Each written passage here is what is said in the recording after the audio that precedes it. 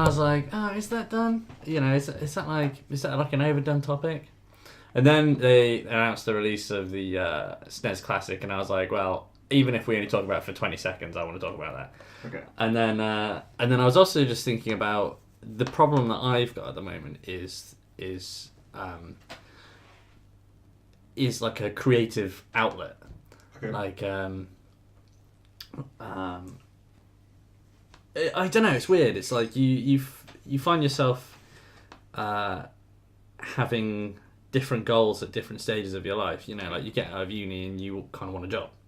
You know, and then you've got your job and you've got that all settled down. Mm-hmm. And then you think to yourself, like, okay, well, and I mean, I certainly did when, you know, I was like, well, you know, now I want a girlfriend or like to be seeing someone or whatever else.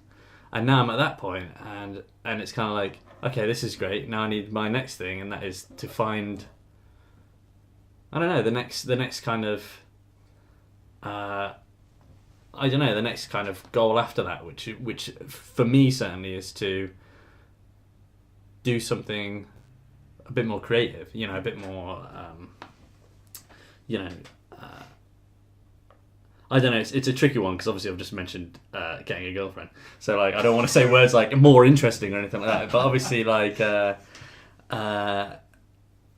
know, the next kind of step in their own, on your own like personal journey, I guess, you know, to like figure out what you want to do next, you know, what you want to focus on next, because I think certainly for me and things like, especially with work, you just get to a point where you're like,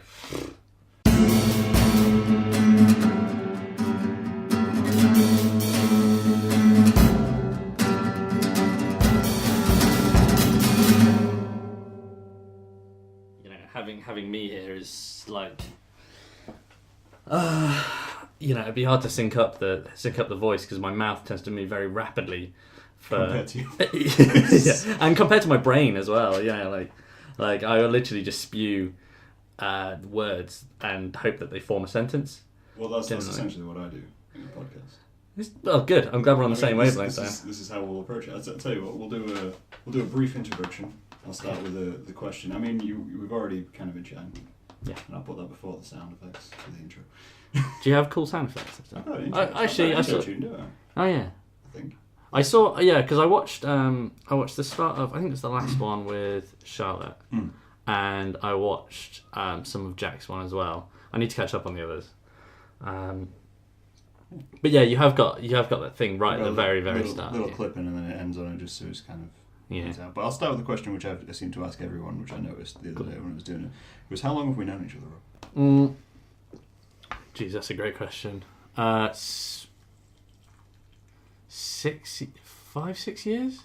6 years? Is it like 6 years? I think so. I think I still equate it as like 3. Yeah, I kind of do as well. In a way, like, it's weird because I equate the 3 years with you completely differently. Because usually someone says 3 years and you think that's uni. Yeah. You did uni and that was your 3 years. But we obviously didn't know each other in uni. We met through Jack. Yeah. Who I met at HMV. Really? Was that the connection? Yeah, I met Jack when we both started as temps at HMV at Christmas. And then I randomly came to yours and George and Jack's flat. And we played something or other and had pizza. And I remembered that I didn't pay for anyone for pizza that day. Yeah, we were very generous back then. With that. Yeah.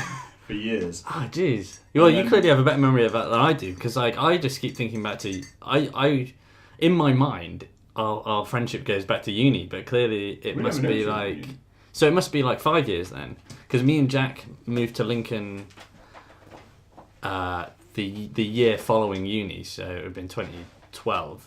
Right. And then Jack got the HMV job that year, I think. Yeah. So yeah, it's going to be like 5 years. Jeez. I find it interesting because I find it varies, like how, in a way, I interact with a guest. Yeah. Because like, obviously, I haven't known Charlotte though very long at all. Yeah. I've known Dan for longer than I've known you and Jack. Mm. And whereas with like me and Jack, obviously we just chatted because that was what we were doing daily. Before obviously he moved away. So yeah, I find it like an interesting start point. Yeah, I think so. Did Jack do the coffee thing? Did he drink coffee? Jack could drink coffee. Oh my God. Give him a coffee? I've never known Jack to drink coffee at all. I think maybe he felt obligated.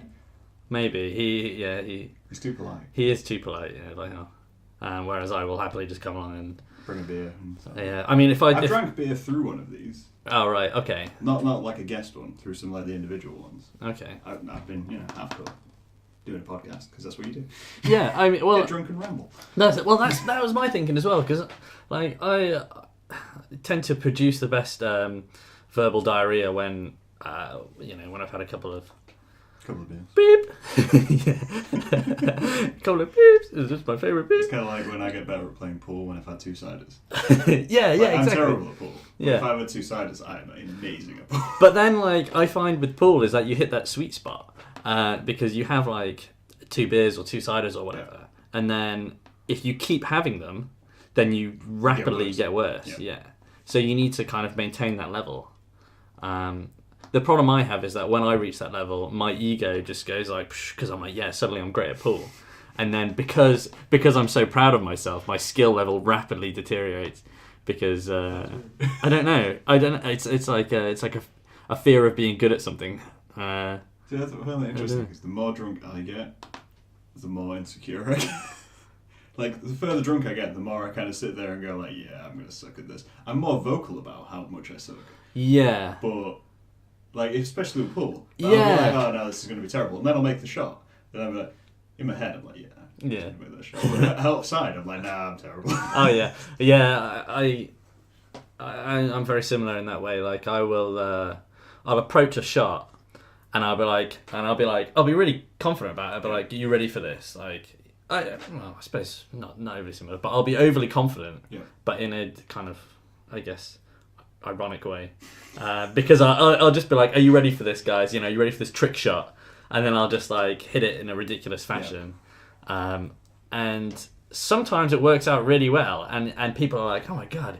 So I think, I mean, I remember I was playing pool with some of my relatives. A while back, we were at like a family gathering, and I was doing this trick shot palaver thing. I was a couple of beers deep, and I think it got to the point where they couldn't actually figure out if I was a pool grandmaster or if I was actually completely and utterly awful. That's great. I mean, I will happily admit now that I am awful at pool. Like, there's no grandmastery there. It's on tape now. But yeah, the power of alcohol to improve your pool game is a known phenomenon. I think that's true universally. Yeah, I imagine there's lots of games. It's the same with bowling as well. Definitely, yeah. I get so much worse at bowling, but also that's potentially a lot more dangerous than pool as well. Like, yeah, I think you've got to find that balance. I think it's more dangerous if you're doing something because it's that classic. You have a barbecue, you have a few beers, everyone's had a few wines. Yeah, and then someone's like, "Well, you're football. mixing, yeah." Oh, we'll play rugby. And they're like, yeah, we'll do. Well, that'll be great. And then someone breaks an ankle. Well, yeah, that's it. Maybe drunk sports is not the way forward. You need something with a board or a table. Yeah. Speaking of which, I've been listening to loads to the Harmontown podcast. I assume you've probably listened to I've heard a few of them. For a person who makes podcasts, I listen to very few podcasts. I don't know if that's a good thing or a bad thing. I don't know. I think it's good because supposedly whatever you come up with is then original to you, isn't it? I mean, I'm sure someone else has done it, but you'll never know about it. Yeah, I'll never know. So I've had many recommended to me, and Hamilton's one which I picked up and listened to. I thought about doing it when I was listening to Mark Maron's WTF podcast. Yeah, I like Mark Maron. Which I really enjoyed. And I started watching the series for that, but I stopped listening to the podcasts because I was watching the series. Oh, yeah. For some reason in my head, I was just like, they don't connect, so don't. And then I started doing this. So it's like, there's a lot of, I don't know. It's weird how we do that to ourselves, isn't it? We just like, oh, no, well, I've replaced it with this, which is exactly the same thing, but, Did you happen to see Glow on Netflix? I've seen the trailer for Glow. Okay. Because I haven't watched it. Me and Kelly binged that in a night. I think we started at about 8 p.m. and finished at about 1:30 in the morning, something like that.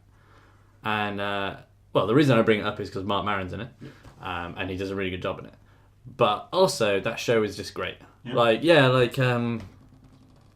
I don't know, it just, it tickled my emotion, it tugged on my heartstrings a little bit. I think it's because I have a secret love for Alison Brie, which is... I don't think that's a secret. I think most people know Alison Brie. Yeah. It'd been more secret if you said I have a secret love for Mark Maron. And well, I do now. Surprising in the situation. I do now for him. Like I didn't realise it until the first episode of Glow, and then I was like, well, shit. Something about that mustache. Oh man, it's fucking glorious. Jesus Christ. He's like PI. And I wish I could pull it off as well. Like I wish I was that cool. Have you watched The Ranch? No. Okay, that's surprisingly good. What is it? It's basically Ashton Kutcher and the guy who played Hyde in that '70s show, being brothers on a ranch. How old is this? No, this is recent. This is a new thing. This is like season 3, and the guy who plays their dad is the cowboy from Big Lebowski. Oh, I wish I could tell you his name. I can't remember his name. Off the top of my head. But Sam Elliott? Yeah, Sam Elliott. But I brought up mustaches, so I instantly went to. But that is and rightly so as well, because he is the most glorious mustache you've ever seen on any human being. Yeah. If I was chasing an older man, Sam Elliott, he would be the one. Would be the one. Yeah. But I've never heard of that show, and it's on Netflix. Is it? It's advertised loads on Netflix. Oh man, what have I been doing? Maybe you're not. Maybe I've been watching the wrong things. Maybe my advertising's different. Yeah, maybe. Maybe directed advertising actually works. Right. I find advertising really weird now because you, like for instance, I have been going on about wanting to get a Switch and wanting to get Zelda for quite a while to Kelly now, but I'm playing Witcher 3. Got to get to the end of it again because you can't just leave it sitting there. It's glorious, and I haven't done Blood and Wine yet, so.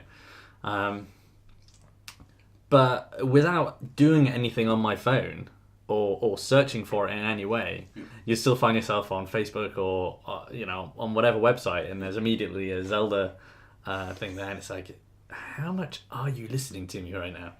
I found it strange. The one for me which gets me is obviously I do a bit of online advertising for like t-shirts and posters and stuff, and I had my own t-shirts advertisement to me the other day when I was signed out of Facebook.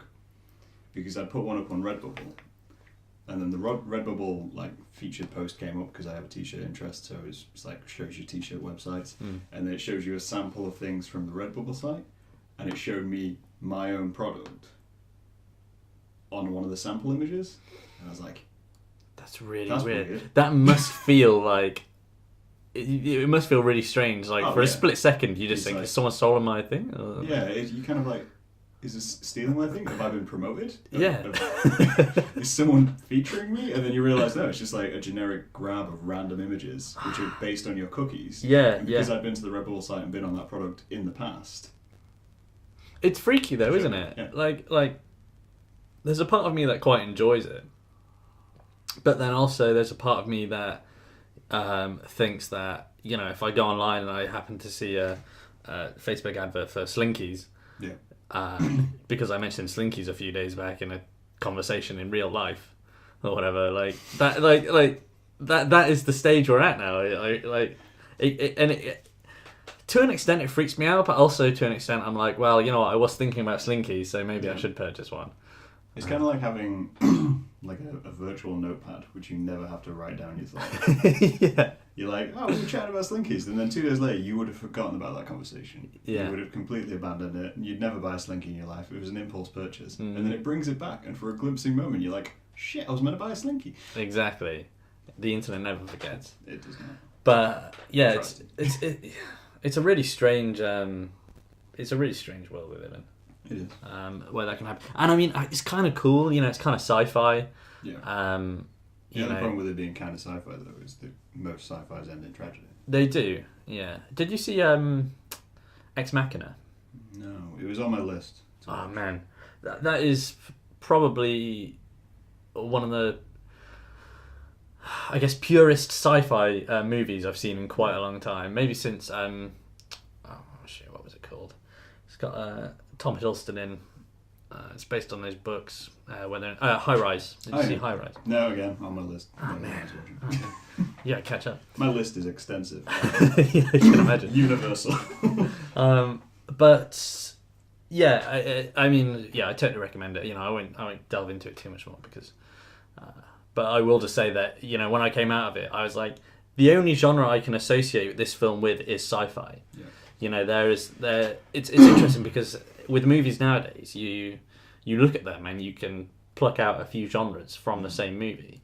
It's like, it's a comedy, but also it's romance. There's a bit of action in there, whatever.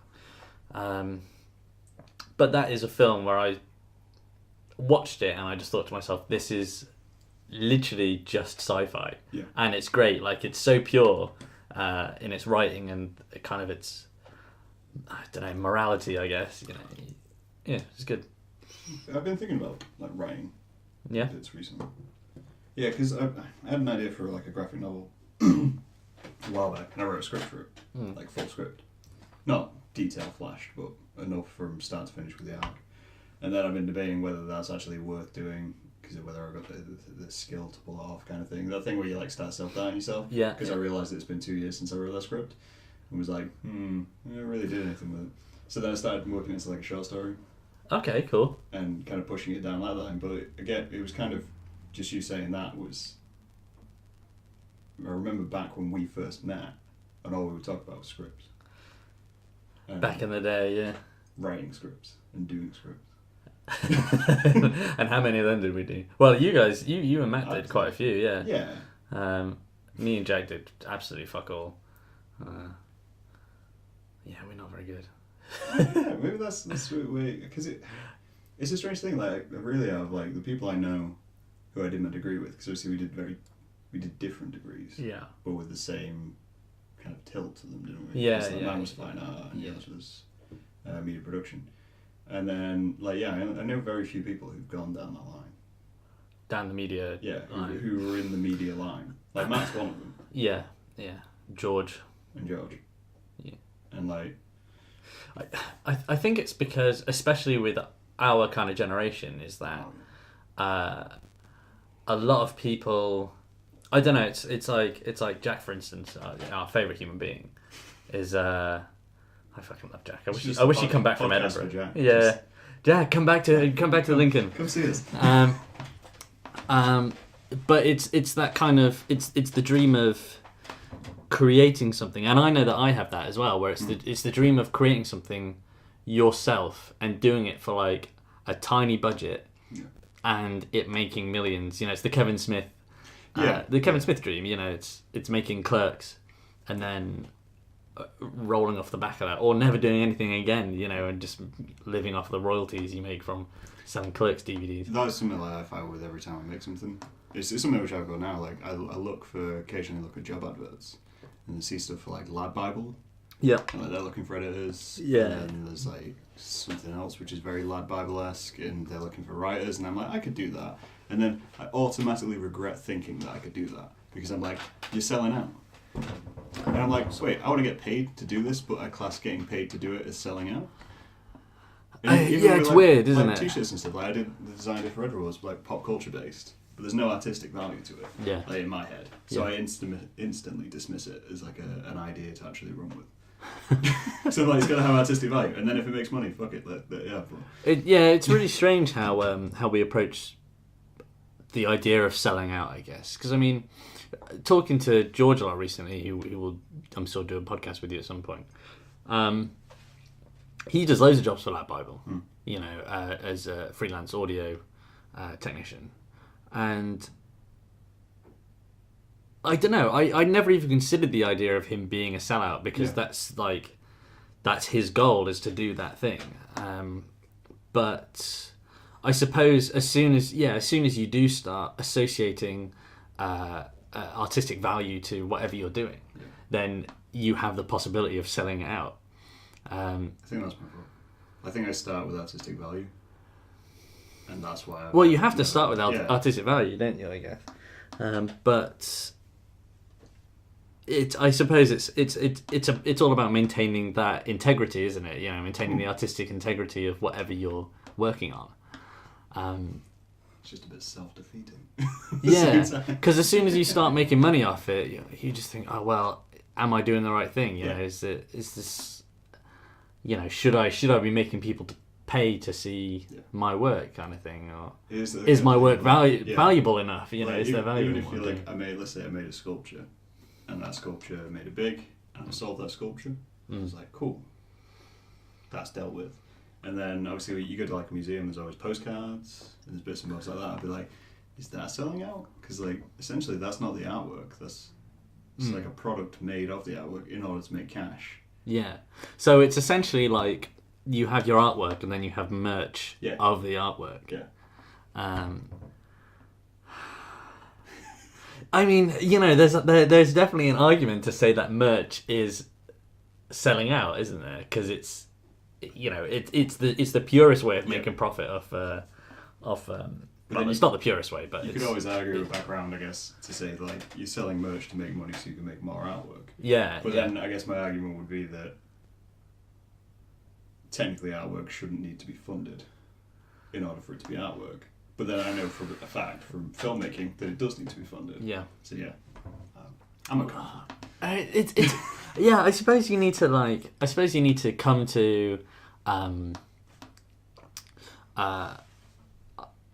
I don't know. Come to the idea that you need to do things that will sell out to produce the things that you really want to produce. You know, look at I suppose the idea that's jumped directly to my head is Ron Howard's movies of the Da Vinci Code. Obviously, the latest one, which was Inferno, I think, was. Supposedly, I haven't seen it, but it was supposedly a heaping pile of shit. It was diabolical. But then, you know, Ron Howard has done some really great stuff in the past. He was doing the Han Solo film now. He is, yeah. And of course, he did Arrested Development as well. And it's just one of those situations where it's like, well, people know he's a good director, and that he knows what he's doing. And I'm sure he's probably happy to do this, make the bucks necessary to go on and do the other things that he wants to do. You know, the stuff that he's actually passionate about. I think it's interesting. I think there's two examples in my head where I'm like, the way I kind of view it, if we take it like to that, is that it's how you want to make your introduction to the industry in a way. Yeah. Like recently, I applied to go on a TV show, right? Reality show. What, not like Big Brother, but like the Big Painting Like Challenge. Bear Grylls The Island. Oh, right. I could do that. Yeah, you can totally get away with that, man. Forested. Yeah. But like I was like instantly I applied and I was like, okay, so it's like Big Painting Challenge, which is essentially just like the art version of Bake Off. All right. And I was like, this feels like selling out. But at the same time, like, but it would get my face out there, which would get me opportunities to and then not sell out. But then I got thinking about Willow Smith because I've been listening to her music. Okay. Which is a weird segue. Surprisingly good, or surprisingly amazing, because she's completely abandoned the pop industry. Oh. She's like making. It reminds me of like. Wait, did Willow Smith do? I wear my hair back and forth. Yeah. She did that when she was like. Great 12, little 30, ditty that one, yeah. And now she's like 16 or 17 or something. I don't know. It was like years ago. She might be 20 for all I know. And she's doing like new metal. But she's doing like like Alanis Morissette stuff. Oh, cool. Like, okay. Back when it was like indie, just like personalised. Yeah. She does a lot of stuff which is based around like African culture and feminist issues, and it's all really stripped back, just her and like a drum machine at times. And it's crazy, like it's crazy good. Is this like something I should be adding to my Spotify? You should be adding this to your Spotify right now. Like Willow Smith Frequencies is like, I don't even think it's on Spotify. It might be on Spotify. I've been listening to it on YouTube, which is like an unsupported channel which she set up, which isn't connected to a record deal or anything. And the videos only get like 500 hits, and we're like, this is the girl who made Hair Back and Forth, which was like a cultural phenomenon at the time. Yeah. It's like, so it's like that person who's taken it from completely sold out but to didn't have a choice in it, to bring it back, just pure artistic value. Yeah. Whereas like her brother tried to do pure artistic value, and then had to sell out a bit, and then just went to look crazy. What is it? Have you seen the Batman song? No. I was just thinking of his beautiful quote about I I can't remember exactly what it is. Mirrors and eyes. Yeah. People, you Yeah. know if you know. If you don't know, for anyone listening, Google Jaden Smith mirrors and eyes. Yeah. But that's really cool because that's like because that is, I mean, naturally when she was younger, she would obviously have far less control. Yeah. I mean, it's arguable that she has far less control now, but it's clear that what she's doing is going her own way and staying away from anyone who has any leverage over her or anyone who wants to control the creative process. It's kind of like Sheila Buff. Yeah. Oh God, I fucking love Sheila Buff. Who, again, was someone who made a huge child star and then really tried to disconnect himself. But he did it in such a public way, where I think she's done it in more of like a casual, I'm just going to go do this. Yeah. Way. Whereas he obviously went and took on the I'm not famous aspect. Yeah. And all that stuff with Trump when he became president, and he was doing that.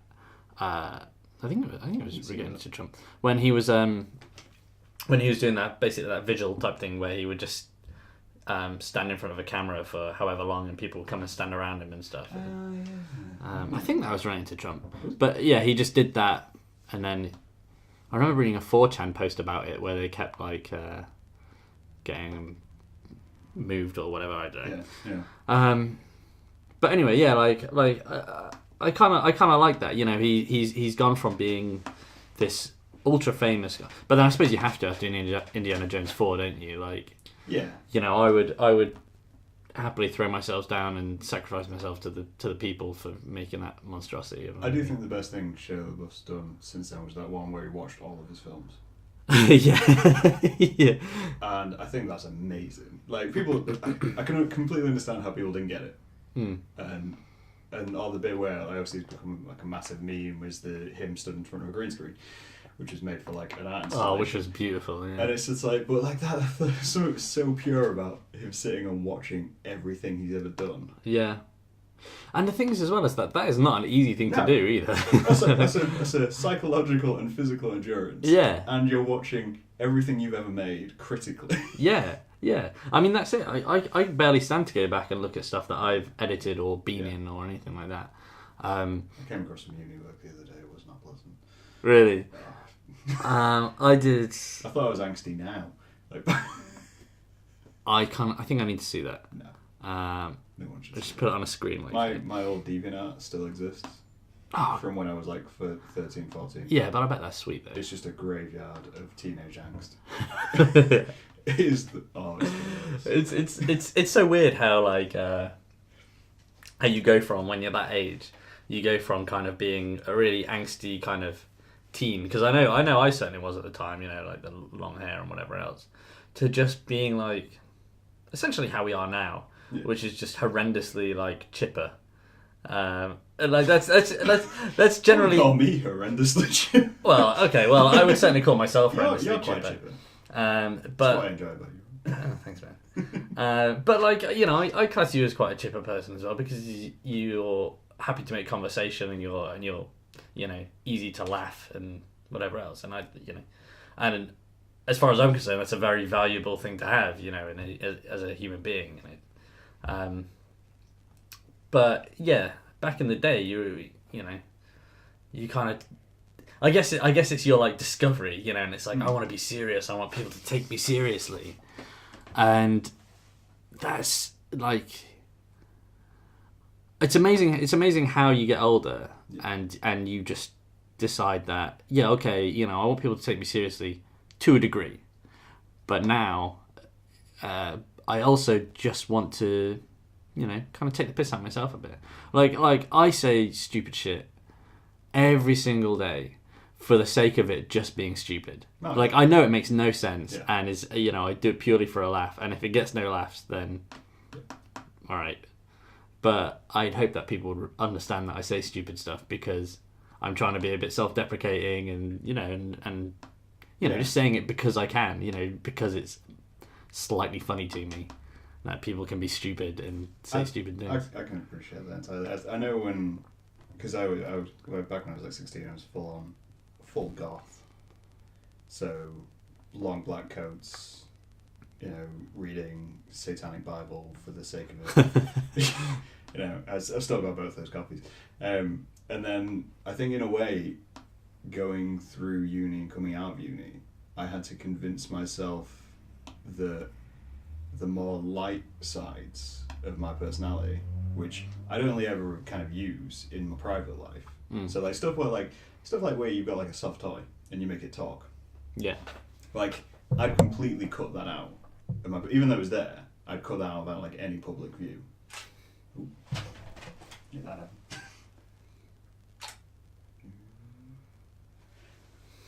But like, yeah, I completely cut that out of any public view because I was like, that's not me. That shouldn't be me. Even though it's a huge part. Yeah, you don't want people to... And then gradually over time, I've had to drag that back out to be something which I could do just like every day.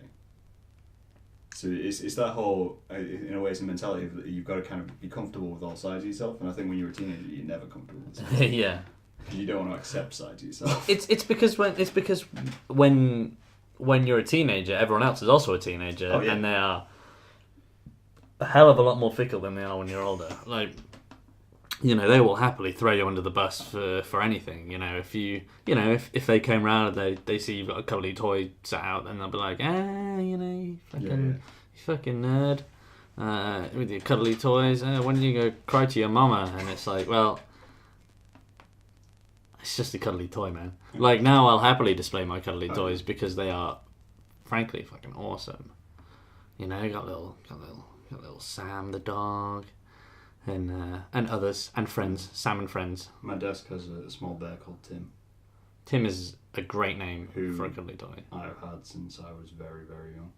And he just sits on my desk and watches me. Yeah. But the great thing about him is because his mouth is kind of down. It's like that. So he just looks pissed off all the time. Which makes him more endearing, yeah. But he's never smiled. And he never will. Not in my lifetime. But like, I think you just kind of you do just reach a point where you're like, I don't care if people see that I have a cuddly toy, or it even gets to a point where people find it more endearing that you do have a cuddly toy than if you didn't. For instance, if you're, if you were a single man like I was for a long time after university, and you had like a cuddly toy set on it, if you invited a girl around, then she would, she'd be like, oh, who's this guy? And it's like, I don't think I ever met anyone after or during or after university who was kind of like, why have you got a cuddly toy there, you dipshit?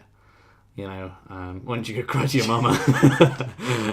That's a terrible day. Yeah, I know. But yeah, that's it. People just become more accepting as they get older, don't they? They just kind of happy with whoever you are and whatever you do. And I think that's the way to go, isn't it? Like I mean, the reason I kind of like brought it up was to get back to your original point of your idea that you want to do more creative stuff.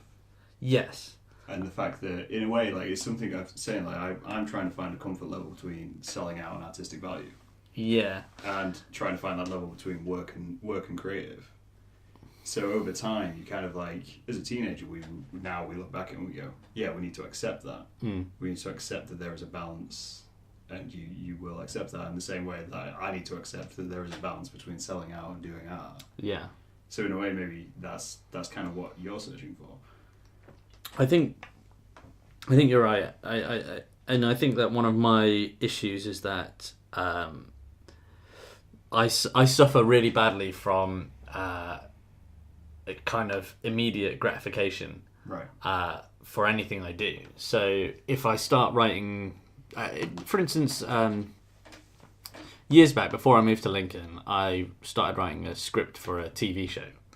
I've been watching a lot of Community at the time, and I was like, this is inspiring. I've been listening to a lot of Dan Harmon at the time, and I was feeling inspired, and I was trapped at my mum's house at the time, and I was also feeling like I need to do something because I'm going to lose my mind. Yeah.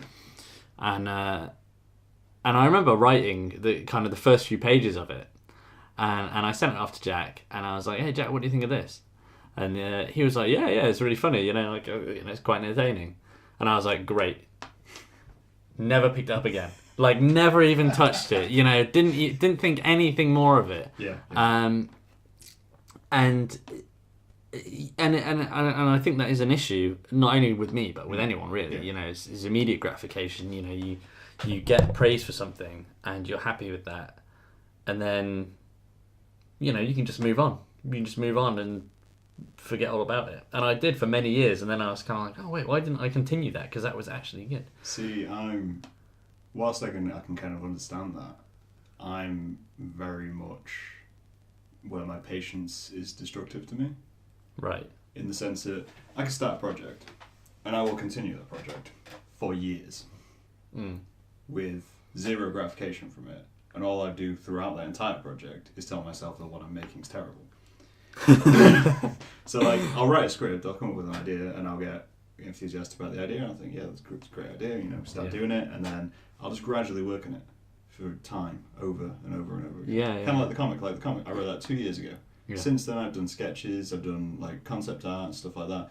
Never shown anyone, really. It's just kind of stayed there, and it's because it kind of stays locked in that little cage. Is that a fear of showing people? I don't know, because in the same sense, with my art stuff, I have a very I don't give a fuck idea. Yeah. That if I'm going to release something, it's what I've released because I appreciate it from, like, a cathartic point of view. But I think it's maybe that I'll always release stuff which is never finished. I'll show anyone sketches. I'll show anyone the working process. But showing them a finished product is a completely different is thing. a complete mind block. I don't want things to be a finished thing. Yeah. Because if it fails then so there is that fear. Yeah. Then obviously you've spent however long you've spent doing it. Yeah. So I have a patient method, which is like, I'll just work on it forever. I'll never keep going. release it, but I'll work on it forever. Yeah. I think another kind of aspect to that as well, certainly for me, is that I really dislike. One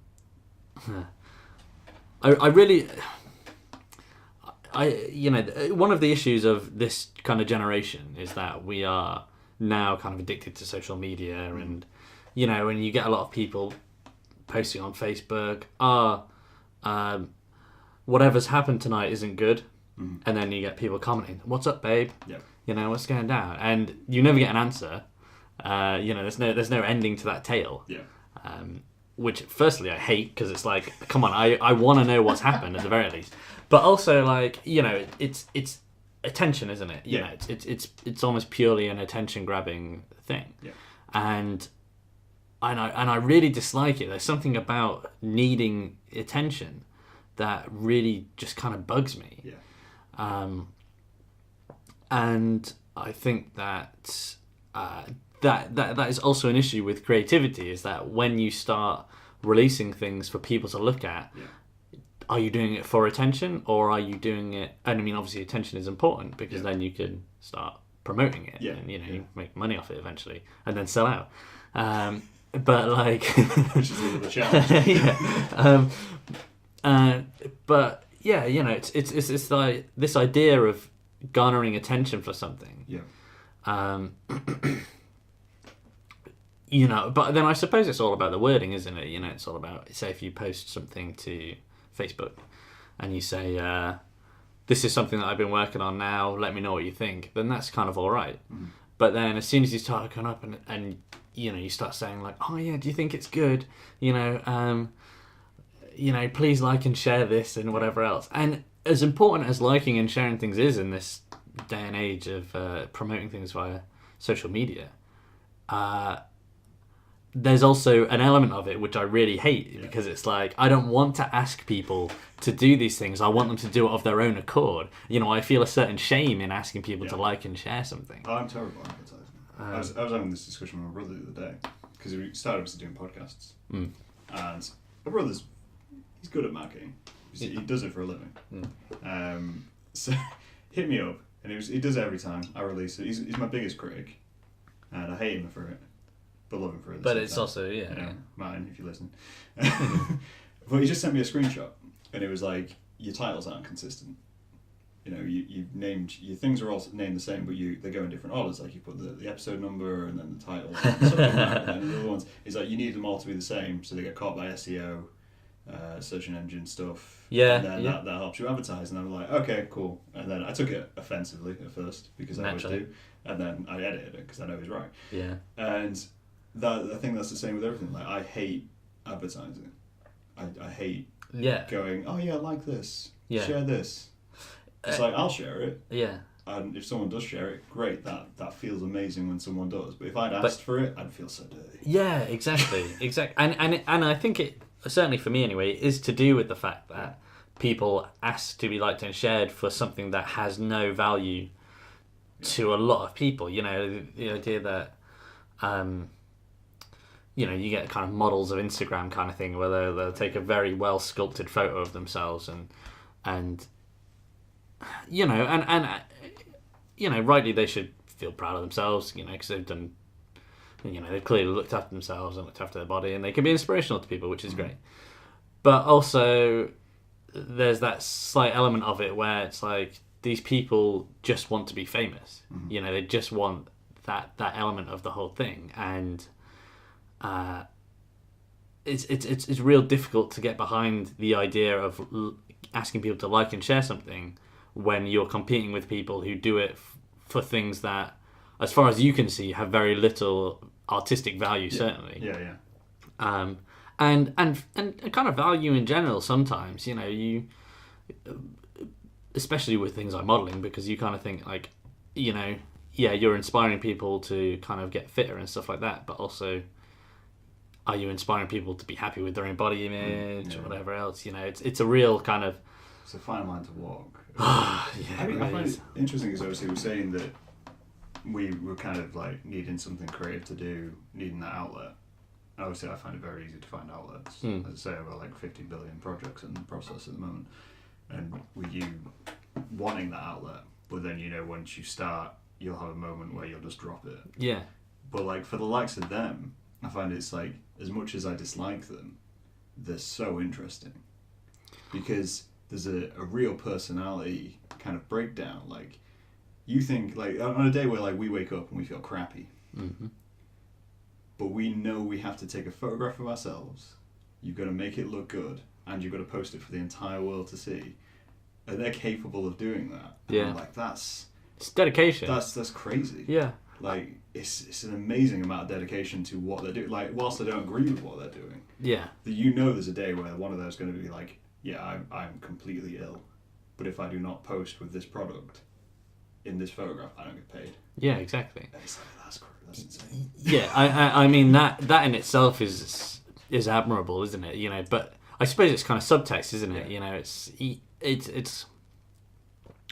something that we would see, but you know, a lot of the time, especially with stuff like Instagram, it's because of the way it's laid out, it's kind of a shallow format, isn't it? You know, it's like you see it, but it doesn't urge you to look between the lines of how the photograph was made. You know, so unless you're following like National Geographic or something, which is great. Highly recommend following National Geographic Instagram. National Geographic, if you'd like to pay us for this podcast, please contact.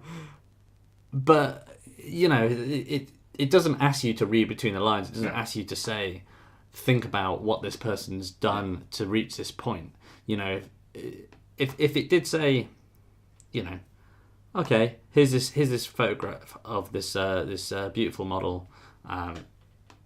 You know, she does amazing things for charity or whatever.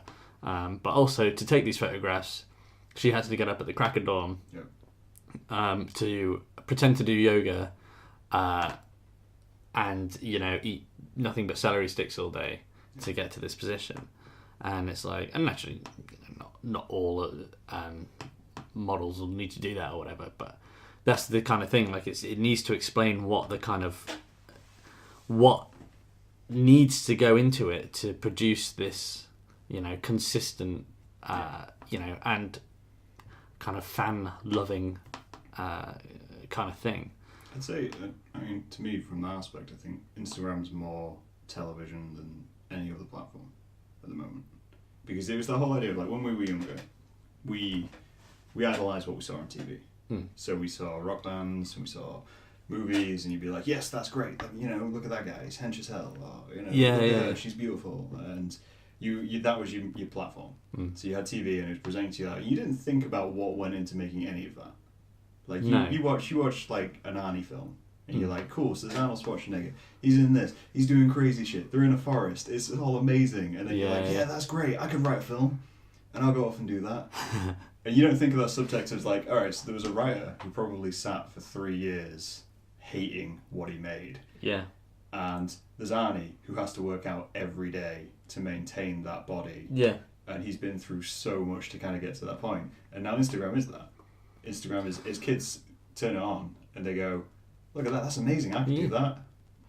That's a really good point, actually. So I never considered there's no background it like for the subtext. Whereas in 5 years' time from now, where Instagram's kind of just like an everyday thing, and I mean it's an everyday thing now, but it's still pretty hyped. Yeah. Where you'll get kids who are growing up who've realised that they can't be Instagram models because it does take that commitment, that kind of personality to actually get to that point, who are sat kind of deconstructing it and being like, oh shit, now there's, Flapchat or whatever the fuck it is. Flapchat. So you make flapjacks while you getting on flapjacks and and there's people like, oh man, there's great flapjacks out there, maybe I could be a flapjack maker. But no one realizes that you've got to learn how to make flapjack, grow your own oats and get to that point. That is the world that I aim for, that I greatly want. If flapjack making is the pinnacle of humanity, then I want to live in that universe. I mean, 5 years from now, if there is a flapjack industry which is booming and I'm not part of that, I'm all in. I'm going to be pissed. I'm all in. Flapjacks of Instagram.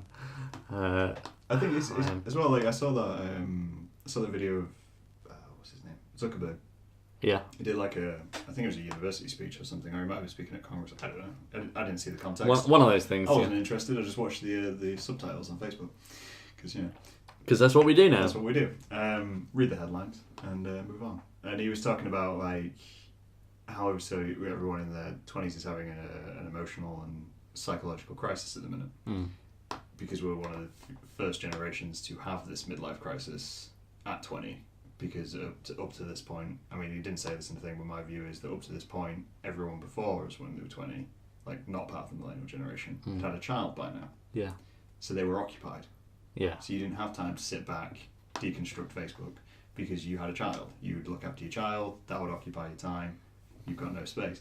And he was saying it's interesting when people look at success stories and then they forget that like at 20-something J.K. Rowling was a failed author.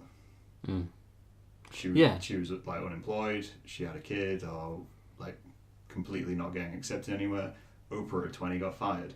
It's kind of one of those things of like, it's that subtext, which you never see it. You never see it. I mean, even it's the same with like artists and stuff.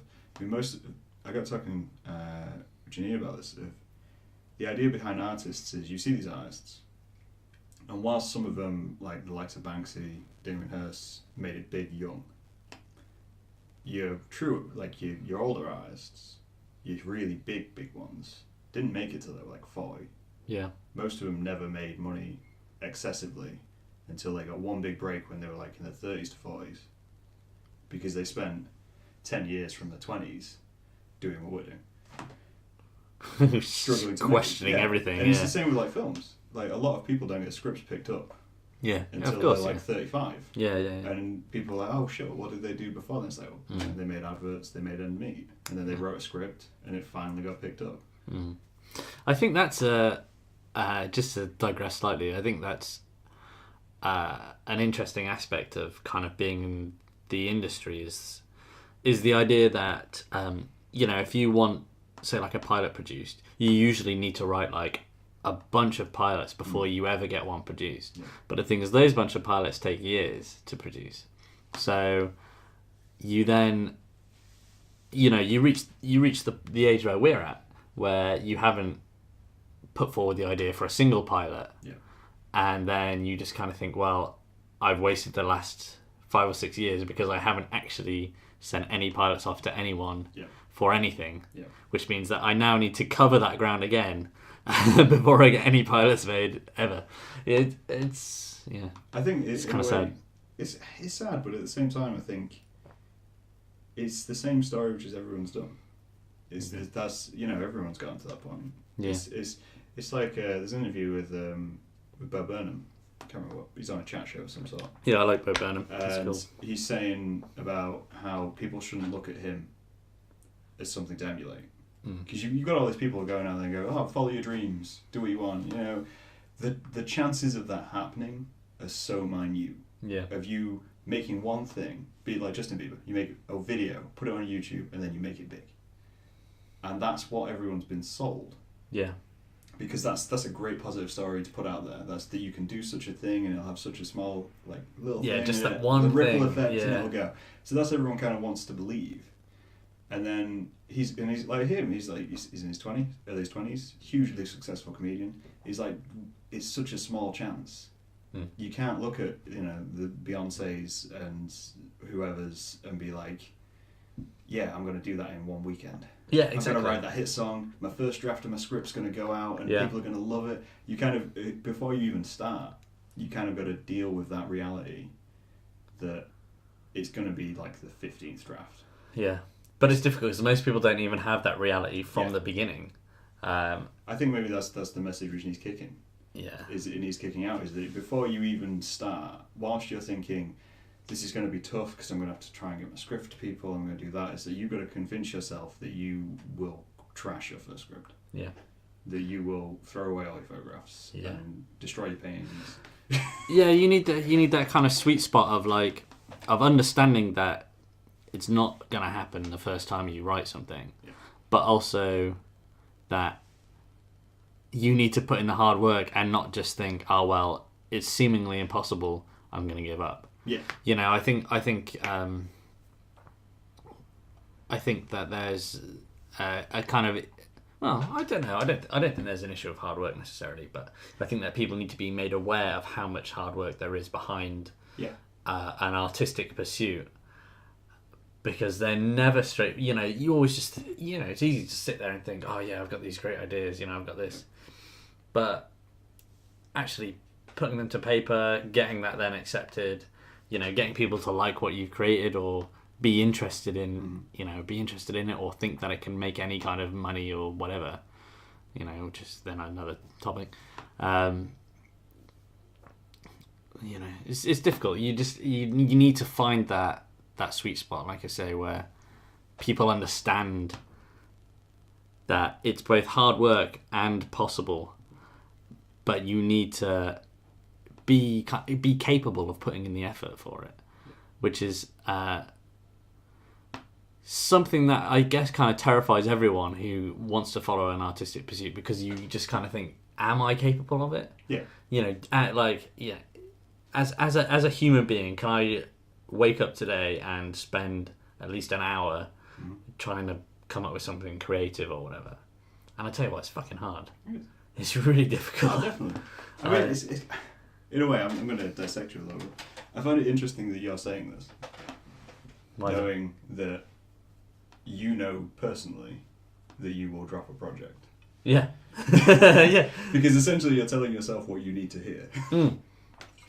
But that's the thing. It's easy. It's easier when you have like a soundboard, because you can kind of verbalize what you know that you need to hear, but have someone who understands what you're saying as well, and is also happy just to let you say it. Well, yeah, I think from that aspect as well, though, because it's like, yeah, that's it's a very easy thing to say, and I think a lot of people, what they struggle with is the idea that once that's said, once that's out there, that it's, you know, it's going to be hard.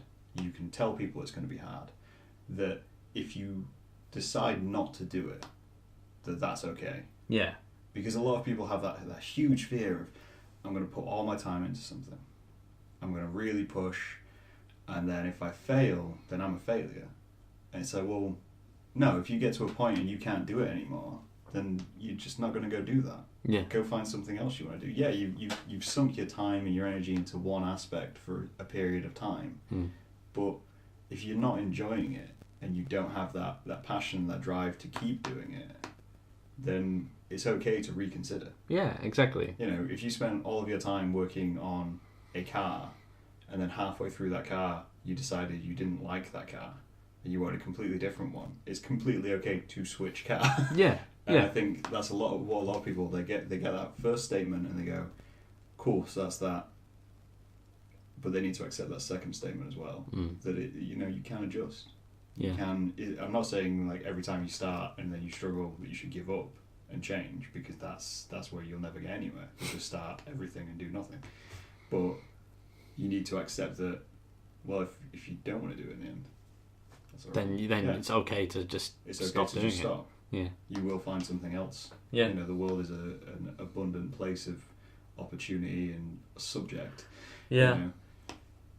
And I think that an issue that I tend to have as well is that, as I'm sure that a lot of people do who want to pursue something a bit more creative, is the idea that should you do it? I suppose it's kind of an insecurity kind of thing, is the kind of, am I good enough to do this scenario? Should I just go off and do something else?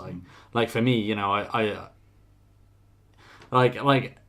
I tend to always have that dream of like loving to live on a beach in Australia and teach people to surf every day, and that's how I make my living. And then I go to the bar in the evening and just sit and drink Fosters or whatever they do. Sorry, all Australians. Yeah. But yeah, like, there's a part of me that still really likes the idea of that life, and it's kind of, but it's because it's easy. Yeah. It's well, I say that I've never surfed in my life. I don't know. I don't know how to surf. I wouldn't know how to teach people how to surf, but I certainly know how to drink. And it's kind of finding a way to balance, and be like, okay, well, I can still retire to a beach at some point if I want to, and live in a shack like that dude from Forgetting Sarah Marshall, Paul Rudd's character. Right. He had such a great life. Where's Paul Rudd? So isn't yeah, he always has a great life. Oh, Paul Rudd, what a babe. But yeah, it's finding the sweet middle ground between wanting to, and I guess having the confidence to know that if you're creative and you try hard, then you can produce something worthwhile. But also understanding that it's okay to, and you can still eventually do it, and that is to drop the creative pursuit and to go and do something else as well. Because there's a part of me naturally, having done a media degree, that wants to be creative. But there's also that part that's just kind of like, you know what, it's kind of hard work. There's a lot of thought behind it. I'm not much of a thinker. Like, I'll happily sit down and have conversations with people and appear to be thinking, but in reality I'm just talking. But yeah, you just kind of have to find that point where you're happy to accept it. And I haven't reached that point yet where I'm happy to accept that I could just drop all creative pursuit if I wanted to and go live on a beach somewhere. But there's just that small kind of bit clinging on that's like, I've got to do something worthwhile. I mean, I did that a couple of years back, in a way. I dropped film. Yeah. As I made a conscious decision to, because I was trying to be a filmmaker. I wanted to be a director of some capacity. And I got to a point where I was just like, I don't think it's worth it for me to continue trying to do that. Yeah. It's like, I think if I end up doing it one day, due to the opportunities which other things lead me to, that'd be great. But I was kind of sat there thinking, you know what? It'd be better if I was a writer. But what was the reasoning behind that, though? It was It was purely from the aspect of, I'm in the wrong area of the country to have that opportunity. Right. I have no intention of moving to London off the cuff. And that is the easiest way to get into the film industry. And I kind of looked at it from the aspect, and I was like, looking at my film work, I don't have enough technical interest to make something stunning. I make things I want to make, and I can make it look how I want to make it look. But I couldn't produce like a Hollywood film. No. Because I'd be sat thinking, I don't care about cameras. Yeah. I don't care about any of that. I literally just care about the idea. And so I decided, I'll just drop that. Yeah. I'll just drop capturing film as part of my thing. I can still do it. I'm still capable of it. And if someone asked me to make a music video, I'd likely do it. Yeah. But from like a professional career point of view, I was like, I'm okay with letting that go. Yeah. Because you can't do everything at the same time. Yeah. Even though I still try to. Like, I do illustration and writing and all this kind of stuff. It was just one thing where I was like, you know what? I'm not sad about letting that go. Yeah, yeah. I think that's fascinating.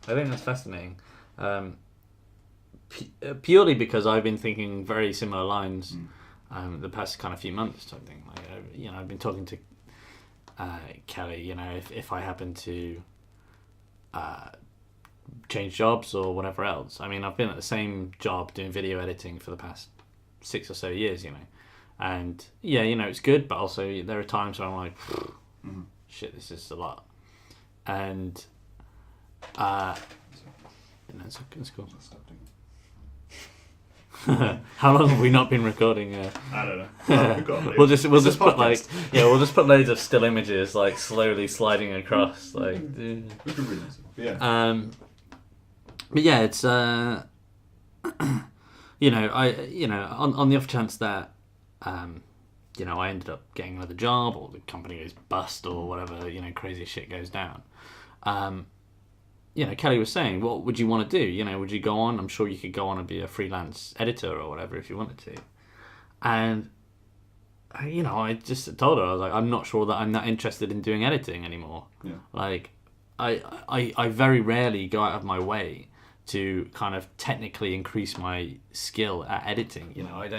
I don't kind of spend my spare hours watching tutorials or anything. Yeah. I just happen to know how to cut a good piece together, like it's I guess you could almost describe it as more of an instinctual thing, like what looks good, but I haven't spent hours like studying theory or anything, or kind of figuring out how to improve my skill base in Premiere Pro or After Effects or Avid or and I suppose it's just fascinating hearing about that because it's, I guess, to me, it kind of makes me think like, well, you know what? Maybe if I do change jobs, then I can just be happy giving up editing. Just being like, no, I'm done with that now.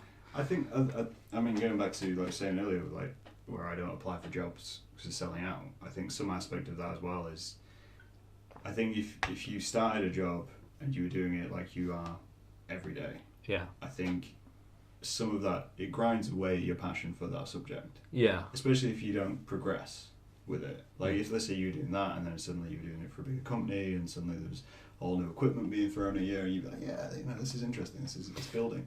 So when you're doing it as like an everyday thing, some part of it, some people can do it. Some people will carry on doing it and be happy to do it. But I think if you've got that itch, you're always going to have that little tick of going, well, maybe I don't want to do that anymore because it's not interesting.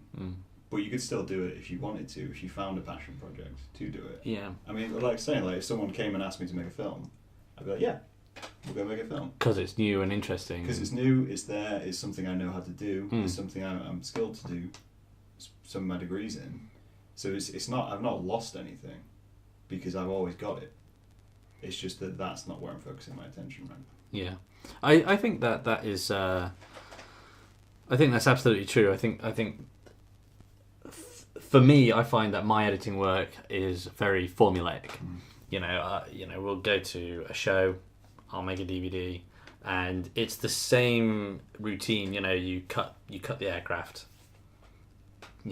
plonk it in a timeline, put transitions in, ship it off to customers, and it's very formulaic. Like eventually a trained monkey can come along and do my job, and I suppose there is an element of creativity which you can add to it, but there's not so much that you feel like you're really kind of pushing the boundaries of anything, because there's only a certain limit that people will accept, and there's and naturally, having done it for this many years, customers are used to seeing a certain thing, and if you throw something that drastic into the mix, then will they be happy with it? Will they just accept it, or will they just think, nah, fuck this, I'll move on to the next person? I think that's I mean, my card's full on that, by the way. So we'll still record. But I think getting around to like the initial point, I think that's why it's important to explore other things, because I think you'd surprise yourself, because you've been in a situation where you've had this long period where you're doing the same thing and you've started to kind of lose interest in it. You can still do it, and you can still do it to a great level. When you get to that point, you've kind of got to just pick something else up, because it triggers that little switch, like I've said in other podcasts, where you suddenly remember that you have a passion for something. Yeah, why you enjoyed it. It's like reminding yourself what you're actually capable of. Like the other like you say, a monkey could do it, but like you introduce someone who's never done it, and suddenly you realise, oh shit, I can do like 50 billion things at once. Yeah. I've been doing that every day. Yeah, and it all comes so naturally, yeah. So like doing something like picking up and writing a script, like, coming up with a premise for a treatment to just go, you know what, maybe I could make a series of this idea. It's enough just to kind of widen your view. Yeah. So then if you did decide to drop editing, you'd be like, well, it didn't make me feel like that made me feel. Yeah. So maybe it's worth it. And yeah, it's true. It's really weird. Like, for me, I'd love to go back and do the standard definition stuff that me and Jack and George used to do. That's standard definition. You find it on YouTube. And like something like 6 years after it ended. It's a bit outdated, but but like that was interesting, and I think part of the appeal of that was that you were doing it with your friends, and you were, and it built back up my interest in editing again, because I knew that I'd have to produce some just fucking interesting cuts to make it entertaining, and funny. Yeah. And I don't know, I miss that. Jack and George, come back to Lincoln so we can produce that again, is what I'd say there. But I don't think to work on new ideas, I think as long as you've got people working with you. Yeah. Because not everyone is me, where I can just sit in a room on my own for 3 years and do something. I think some people do need that camaraderie to do something. Yeah. So even if it was just like pitching a script to like me or Jack or George, and and then you'd be like, oh yeah, good idea, and then I'd drop it. Well no, I wouldn't, because I think it's a case of like, if you send me a script, I'd ask where the rest of it is.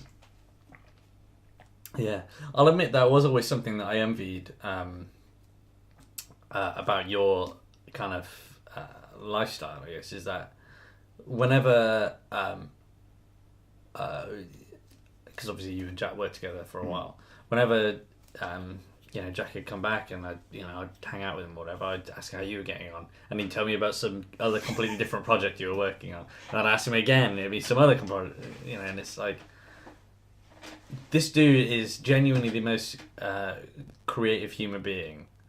But I don't finish it. But there's, I guess I'm jealous because you start things. I'm jealous because you make progress on things. Like, I think that it's a really good kind of trait to have, where you just kind of come up with something and then you think, I'm actually going to make that, as opposed to coming up with something and then thinking like, I'll just sit down and play the PS4 for a few more hours instead. I think that, I don't know, I guess I wish I had that. I wish I had that. It's one of those things where I find it very hard to comprehend people who don't have it as a thing. Yeah. Because for me, it's literally, when it comes down to it, and to bring at least my final point of, when it comes down to doing anything like that, when you're in a situation where you have a want to do something, so you've got a passion for something, and you've got a prediction of how that could go in your head, regardless of whether you've seen the mountain which is in front of you or not. It comes down to it in the end of, if you get to the end of this month and you had the time to write a script, you'd feel worse than if you just wrote that script and it was crap. That's true. That's very true. I can pick up a sketchbook at any time with an idea in my head. I'll sketch that idea. Even if that sketch is crap, I've done it. Yeah. And it's just about participation in it. because at least I've done it as like a point, and then I have from that point I've got 1% of 100% idea. I have initial sketch. Ah, you see So now then you that turn is that page over, fascinating, and you've got that initial sketch, and you're like, cool. So when I come back to this idea, even if you come back in 2 years, you've still got that initial sketch, which is progress for you then to go, well, I don't want to make mistakes I made in this sketch. Yeah. So I'll do with that. Oh, you see, that's so cool. I like that. I guess that's a really a neat way to put it, is to participate in your own ideas.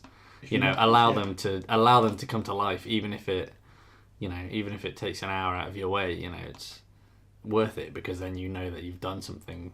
If you're not willing to put the time into your own ideas and your own life, then no one else will. Mm. And that is a beautiful way to end this podcast, I think. Thank you for coming, Rob. I'm hoping things have recorded. We've managed to fill a card. I mean, your recording light's still going here, so you're on. We managed to fill a card, which we haven't done yet on the podcast. So that's. I take that as the highest of honours. I will happily have you back. And I will happily come back, because I have so much more as well that I want to plug a few more shows. Yeah, we've covered Jack Edwards, National Geographic, and Standard Definition in this program. And George Precious as well. And George Precious, the one and only, the one who's actually doing things. Yeah, hire George Precious. He is an audio wizard, and also a witty motherfucker as well to boot. To boot that. And thanks for listening, guys. We'll talk to you later.